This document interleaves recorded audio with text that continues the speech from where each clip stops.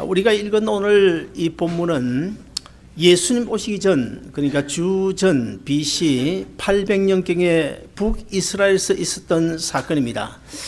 그 당시 엘리야를 이어받아 그 엘리사 선지자가 사역을 하고 있을 때인데요.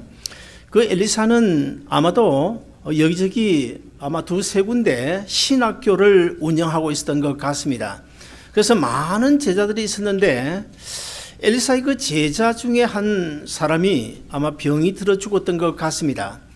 그러자 그 엘리사의 제자, 그 죽은 그 제자의 아내가 엘리사 선지를 찾아와서 이렇게 이야기를 합니다. 선생님의 제자인 내 남편이 병들어서 죽었습니다. 그런데 문제가 생겼습니다. 남편이 남겨놓은 그 빚을 갚지 못하고 있는데 빚쟁이가 찾아와서 우리가 빚을 갚지 않으면 우리 두 아이를 사로잡아가서 종으로 삼겠다고 하는데 선생님 이 일을 어떻게 했으면 좋겠습니까? 정말 참 안타까운 일이죠. 이런 경우에는 정말 어떻게 해야 될지 여러분 같으면 뭐라고 대답하시겠습니까? 여러분이 만약 엘리사라면 뭐라고 대답하시겠어요?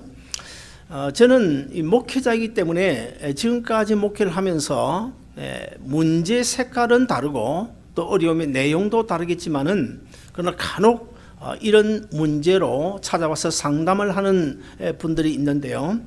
이런 정말 힘들고 어려운 고통스러운 이야기를 들을 때마다 정말 너무 안타까워서 밤잠을 설치게 됩니다. 근데 오늘 본문 2절 보시면 엘리사 선지자 그 과부에게 이렇게 묻습니다. 내가 너를 위하여 어떻게 해주면 좋겠느냐? 내가 너를 위하여 어떻게 하랴? 그리고 내가 가지고 있는 것이 무엇이냐? 이렇게 반문을 해요.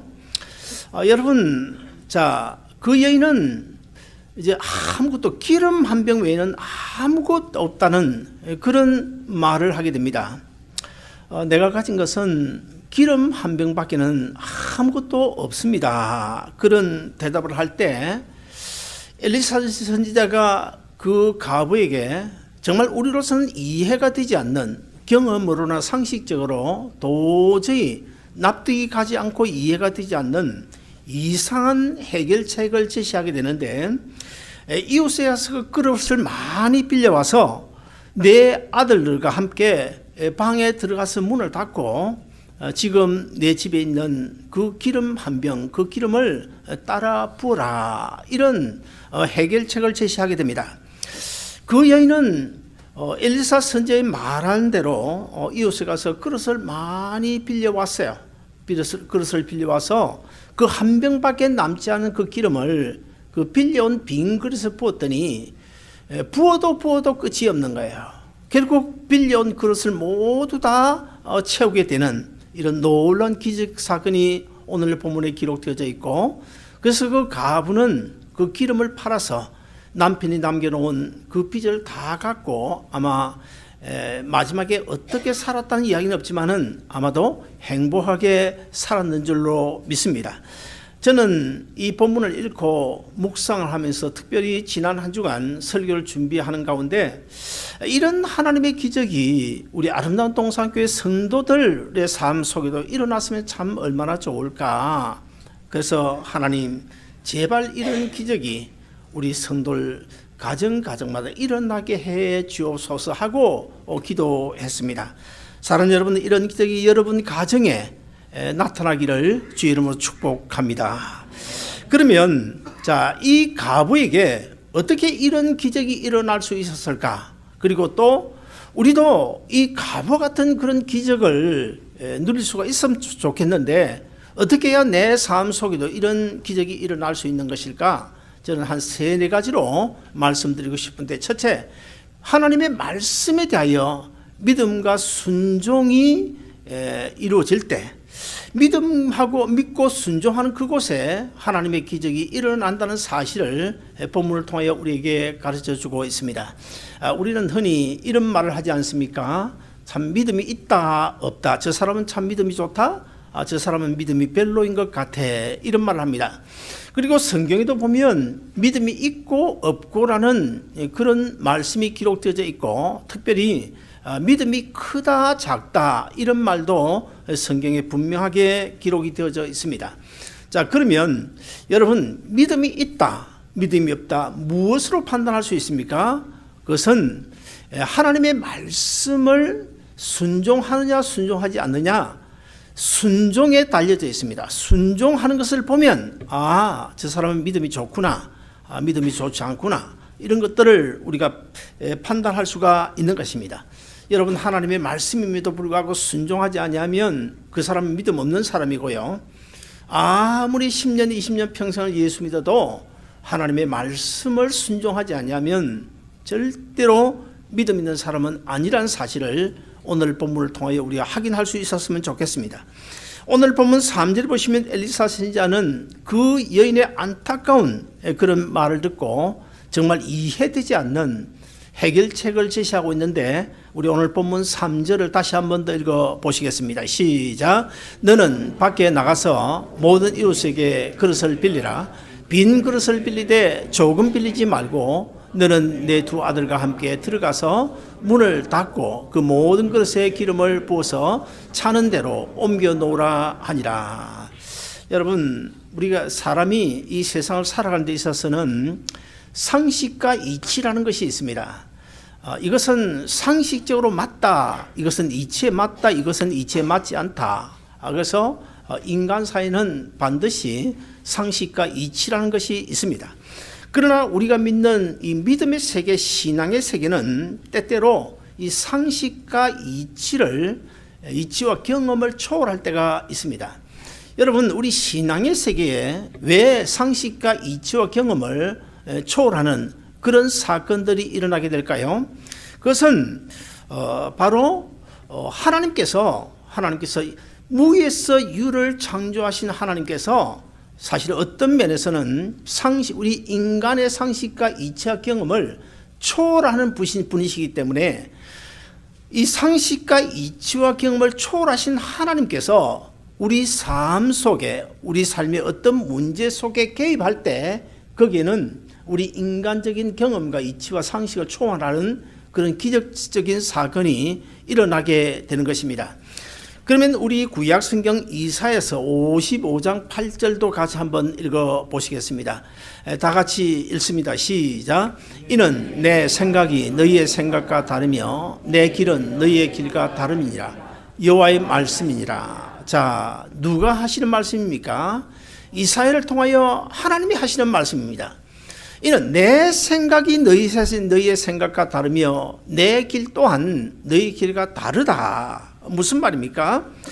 결국 이제 세상 만물을 창조하신 하나님, 전능하신 하나님 입장에서 보면 결국 우리 인간이 아무리 상식이고 이치고 경험이라고 하더라도 그 경험과 이치와 생각과 다르게 역사할 수 있다는 사실을 말씀하고 있습니다. 여러분, 올챙이와 개구리는 사실 같은 종류 아닙니까? 올챙이에서 개구리가 되잖아요. 그럼에도 불구하고 엄밀히 따져보면 올챙이의 이치가 다르고 개구리의 이치가 분명 다를 것입니다.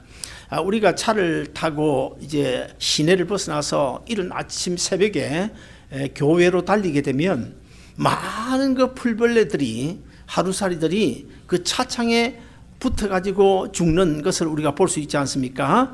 자, 그러므로 하루밖에 살지 못한 이 하루살이의 경우에는 사실은 24시간밖에 살지 못하는 이것이 그 하루살이에 있어서 이치라고 볼 수 있습니다.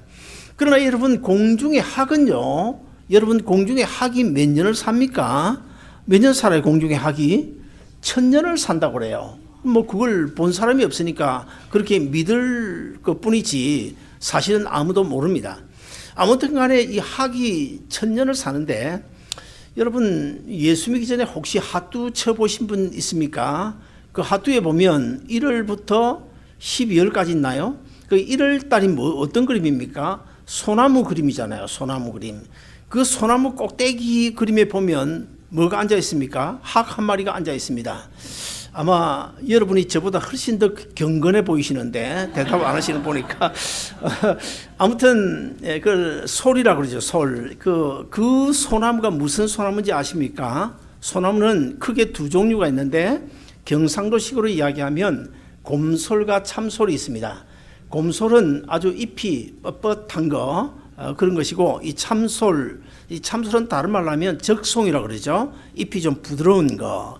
이 적송은 이 소나무 껍질을 벗겨보면 아주 빨갛게 붉을적 빨갛게 몸통이 빨개요. 그래서 그걸 적송이라고 그러는데 그 학이 먹는 음식은 다른 것이 아니고 그 소나무의 솔잎을 먹는데 아무 소나무 솔잎이나 먹는 것이 아니고 그 적송의 솔잎도 오래된 건 안 먹어요. 봄 돼 가지고 새로 움터 나오는 그것만 먹습니다. 그래서 천년을 사는지 모르지만 아무튼 이 소나무가 사람 몸에도 그렇게 좋다고 그럽니다. 여러분 아무튼 간에 이 학은 천년을 사는데 24시간밖에 살지 못하는 하루살이와 이 학의 이치는 분명 다를 것입니다. 자, 그렇다고 한다면 우주 만물을 무에서 유로 창조하신 하나님, 그 하나님의 이치하고 사실 조그마한 벌레 한 마리도 만들지 못하는 우리 인간의 이치가 어떻게 같을 수가 있겠습니까? 그럼에도 불구하고 사람들은 하나님이 하시는 그 기적과 섭리를 믿지 않는 데 문제가 있습니다. 사랑 여러분, 병에 기름이 한 병밖에 없는데 그 가부가 그릇을 몇 개나 구해왔을까요? 뭐 10개를 구해왔는지 20개를 구해왔는지 성경에 기록이 없으니까 알 수가 없습니다.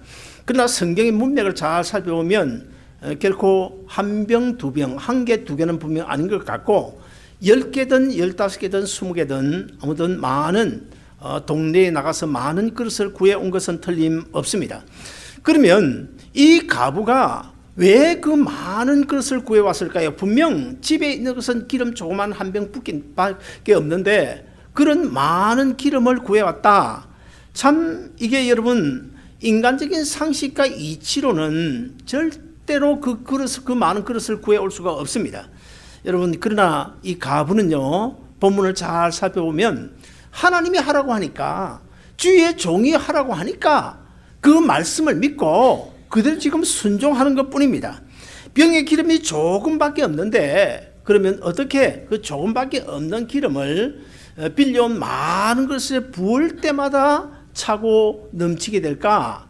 그것 또한 사실 우리로서는 이해가 안 되죠.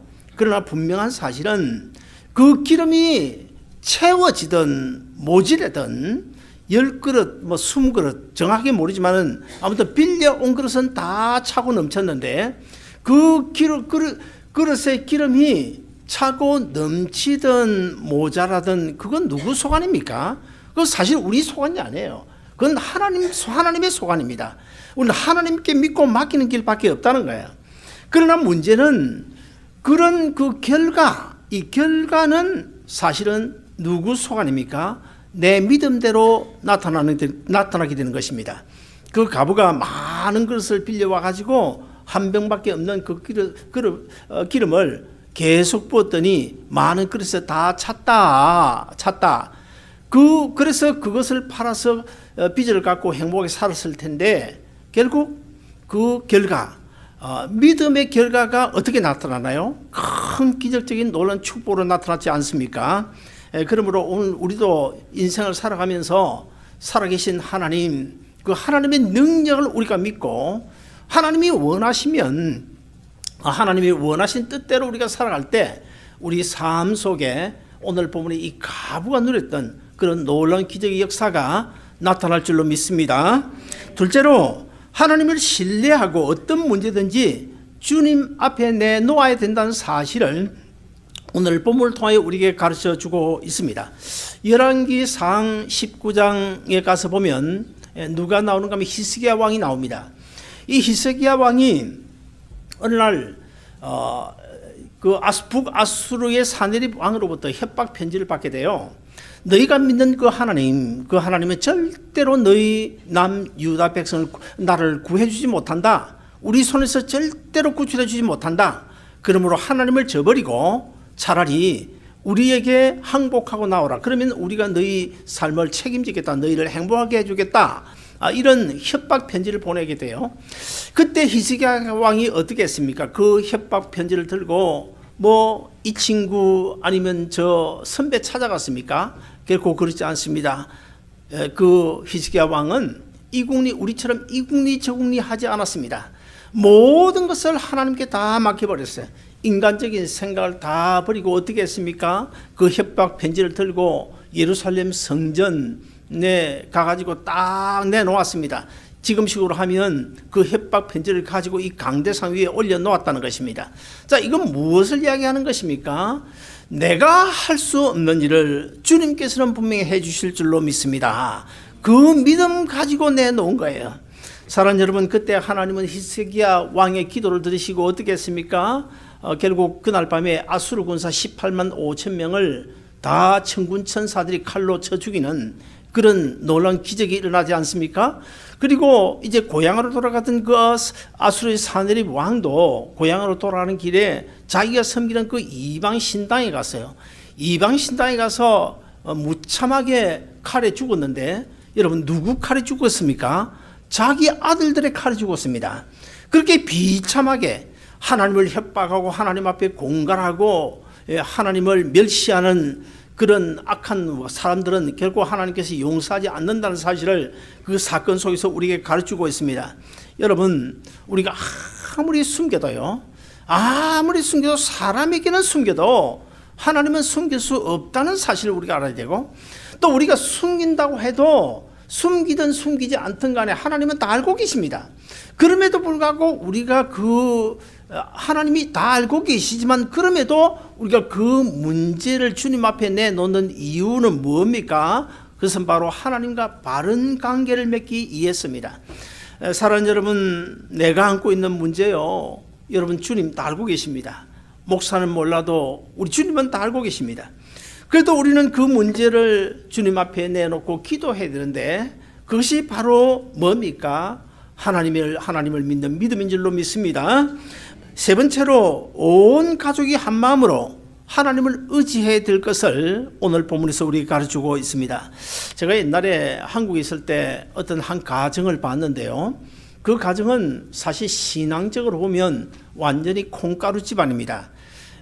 그 가정이 어느 정도인가 하면 완전히 종교다원주의 가정이에요. 무슨 말인가 하면 그 아버지는 절에 다닙니다. 그리고 그 어머니는 교회 다닙니다.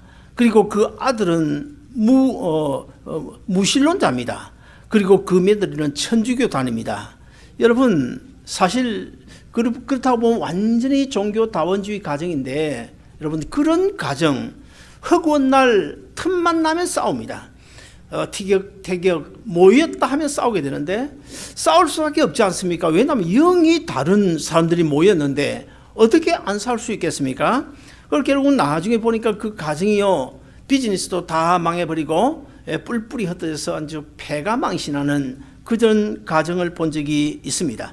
사랑하는 여러분, 가정이 하나 돼야 복을 받습니다.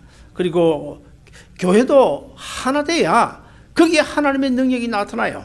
그래서 가정이 하나 되고 교회가 복을 받으면 그 교회 소속한 성도들도 복을 받을 줄로 믿으시기를 바랍니다.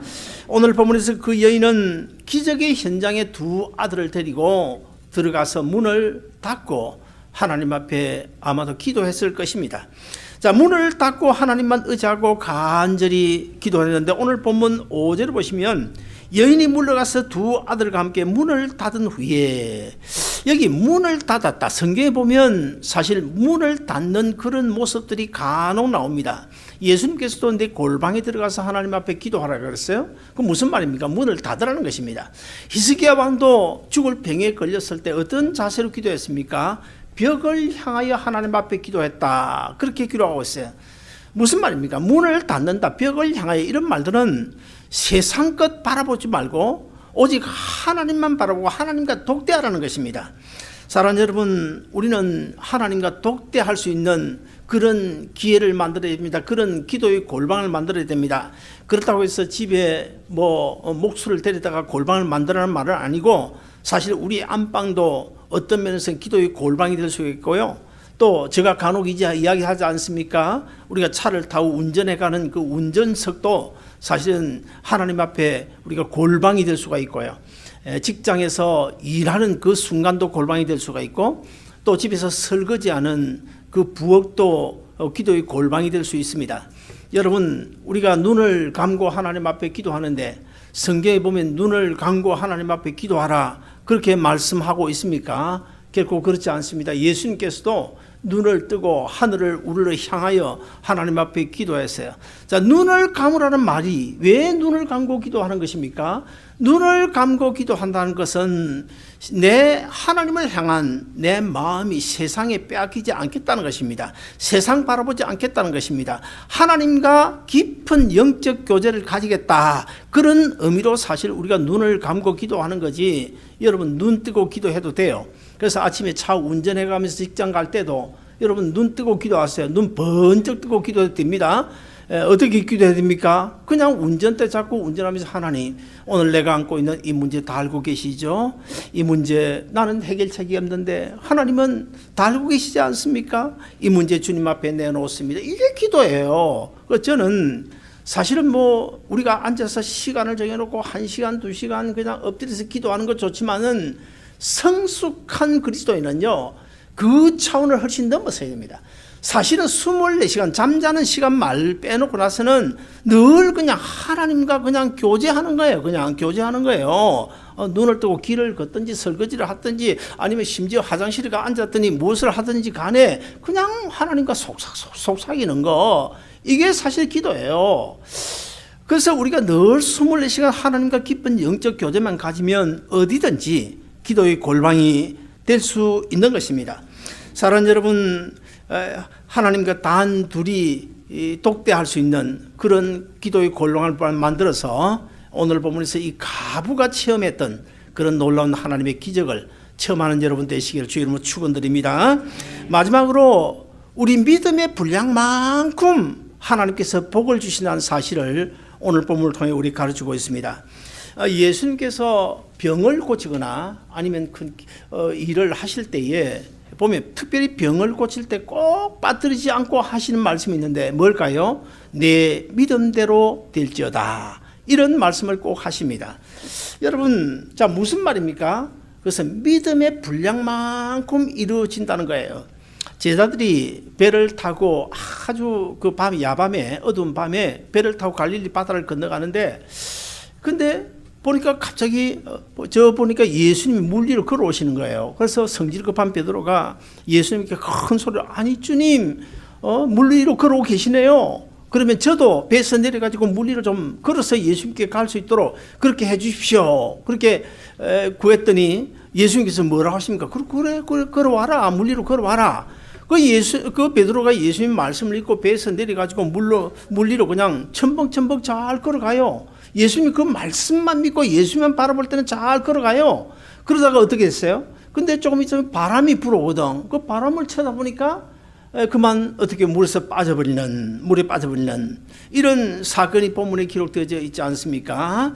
여러분, 그때 예수님께서 베드로에게 뭐라고 말씀하셨습니까? 믿음이 적은 자여 왜 의심하였느냐? 적은 믿음이 있을 수 있다는 거예요. 그러면 이 베드로가 물 위로 걸어가다가 물에 빠져버린 그 믿음의 분량이 어느 정도일까요? 베드로가 믿음이 없었다는 말은 분명 아닙니다. 우리가 오해하면 안 됩니다. 베드로가 믿음이 전혀 없었다 그런 뜻이 아니고 물 위로 걸어갈 수 있는 만큼의 믿음이 없었다는 거예요. 그리고 마태복음 15장에 보시면 딸이 이제 귀신 들려가지고 사경을 헤매고 있는 그 어머니 가나안 여인이라고 나오는데요. 그 가나안 여인이 예수님을 찾아갔어요. 딸의 병을 고치기 위하여. 예수님을 찾아갔더니 예수님께서 그 가나안 여인을 아주 문전박대를 합니다. 반갑게 맞아주시지 아니하시고 오히려 율법을 들어서 개 취급을 했다. 우리가 그렇게 표현할 수 있지만 결코 예수님께서 개 취급을 한 것은 결코 아니고요. 하나의 그 뜻을, 비유를 우리에게 주기 위하여 사실상 개 취급을 한 것이나 마찬가지입니다. 아무튼 간에 예수님께서 그렇게 그 여인을 반겨주지 않으셨는데 그 여인은 그럼에도 불구하고 예수님을 떠나지 아니하고 예수님께 끝까지 매달리는 거예요. 그래서 그런 그 모습을 보신 예수님께서 그 여인의 병을, 그 여인의 딸을 고쳐주시는 그런 장면이 나옵니다. 그 딸의 병을 고쳐주시면서 예수님께서 뭐라고 그 여인에게 말씀하셨습니까? 여자여, 내 믿음이 크도다. 내 소원대로 될 것이다. 이런 말씀하십니다. 그러므로 성경에 보면 우리가 믿음이 크고 작다 이런 말이 분명히 있어요. 그래서 큰 믿음, 작은 믿음을 가진 사람들이 있는데, 자, 그렇다고 한다면 오늘 본문의 주인공인 이 가부의 믿음의 분량은 어느 정도인지 우리가 한번 살펴봐야 되겠는데요. 오늘 본문 3절에 보시면 그릇을 빌 때 조금 빌지 말고, 그리고 5절에 넘어가서 보면 저희는 그릇을 그에게로 가져오고 그는 부었더니, 자, 아들들이 나가서 이 집 저 집 동네 다니면서 빈 그릇을 많이 구해 왔습니다. 자, 많은 그릇을 구해 왔는데요. 자, 이 하나님의 기적이 어디까지 나타났습니까? 빈 그릇을 구해 올 수 있는 데까지 나타났어요. 오늘 본문 6절에 보시면 그 가부는 아들에게 그릇을 더 가져오라고 말합니다. 그때 그 아들들이 어머니에게 뭐라고 대답합니까? 아들이 가로되 다른 그릇이 없나이다. 더 이상 빈 그릇을 구해올 수 없습니다. 할 때 그 자그마한 병에서 끊임없이 흘러나오던 그 기름이 뚝 끊겼다는 거예요. 우리는 여기서 하나님의 은혜가 그 가부의 믿음의 분량대로 나타났음을 확인할 수가 있습니다. 여인이 그릇을 몇 개 빌려왔는지는 모르겠어요. 10개든 20개든 아무튼 뭐 동네가 얼마나 큰지 몇 개를 빌려왔는지 모르겠지만은 아무튼 간에 빌려온 그 그릇만큼은 다 채워주셨는데, 이것을 가르쳐서 우리에게 보여주는 건 뭘까요? 바로 믿음의 분량만큼 하나님께서 은혜 주시고 하나님께서 복을 주신다는 것입니다. 그동안 제 아내가 사실 지금 17년째 18년이 돼 가는데요. 죽을 참 많이 끓였지 않습니까?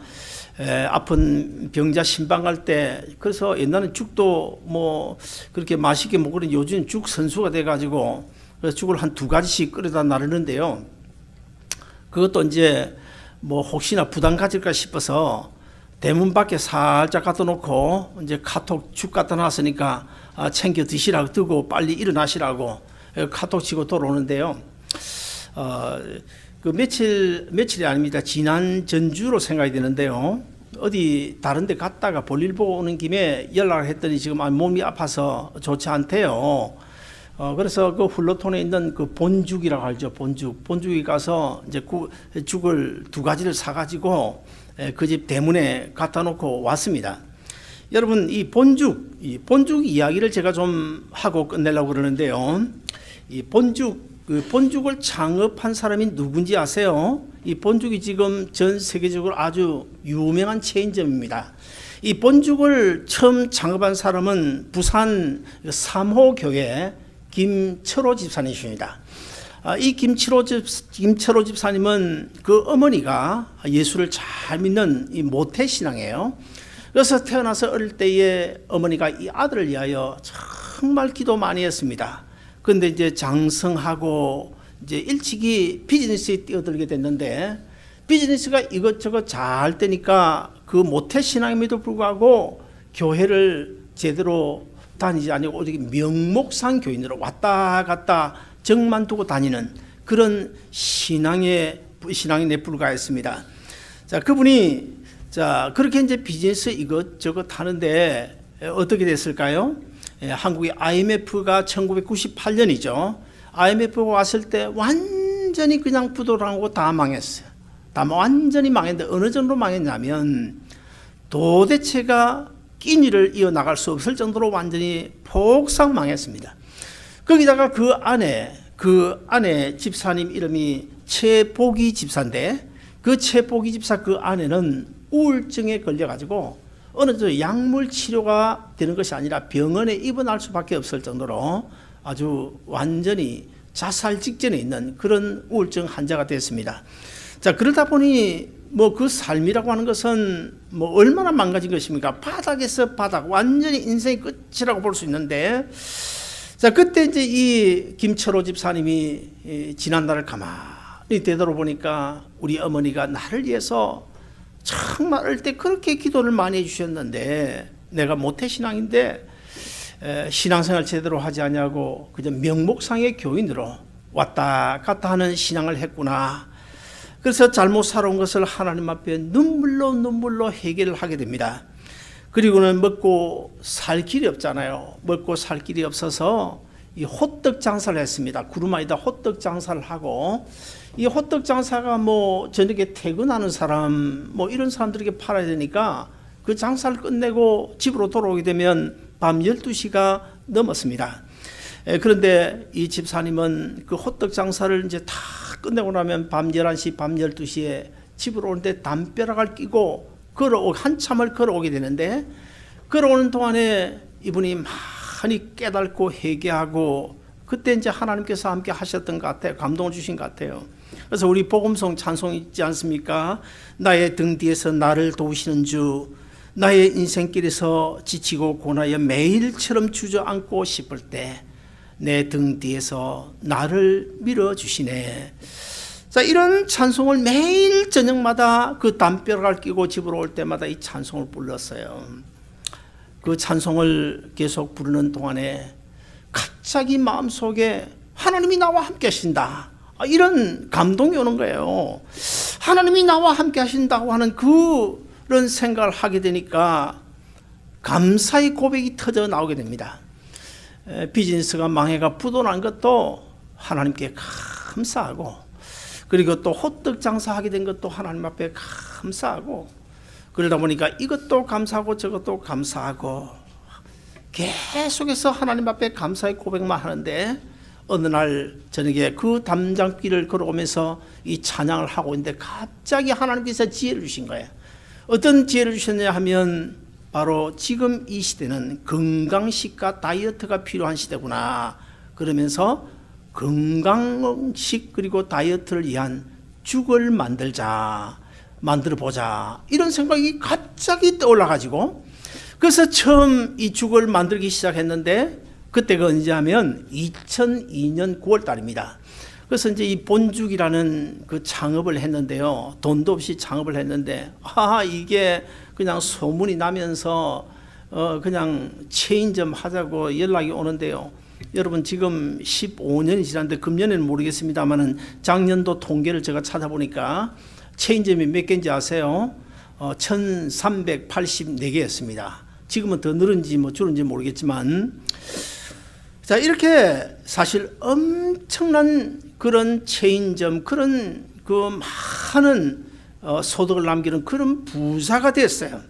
사랑하는 여러분, 김철호 사장의 그 어머니 어릴 때 그 아들을 위하여 그렇게 기도했는데 결코 그 기도가 헛되지 않았다는 사실을 우리가 기억할 때, 오늘 우리 교회에 나오시는 이 젊은 엄마들